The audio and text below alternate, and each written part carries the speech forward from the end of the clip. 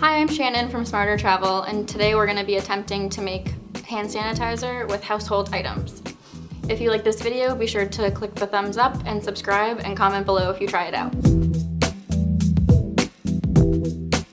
So the key to making your own hand sanitizer, according to the World Health Organization, is that you use a strong household alcohol. This one is 95%. They recommend something around 99 if you can find it, but anything over 90 will be good. And then the second and only other true ingredient is aloe vera gel, which is something that a lot of people might have if they get sunburned. It's just a natural product that's really just simply a moisturizer.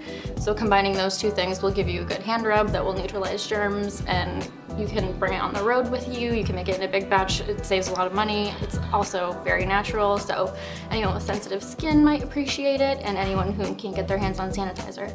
Okay, so we're gonna start with the most important ingredient, which is the alcohol. And it calls for 2 parts alcohol to 1 part aloe vera gel, which is gonna water it down a little bit from the state that aloe vera gel usually is in. So 2/3 of a cup for our measurement's sake is going to be the alcohol. So this is a 1/3 cup measurement, I'm just putting 2.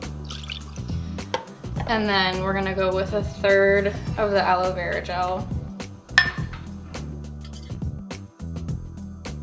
Another thing that the World Health Organization noted is that some people will try to use household alcohols to make this. You don't really want to do that because usually household alcohols will only be max like 70 or 80% alcohol, which is not enough. You really want to go for 90. So I'm just going to mix those two together. And the final thing that you can do that's optional, but it makes it a nice touch and a nice smell, is you can add your own essential oil if you have it.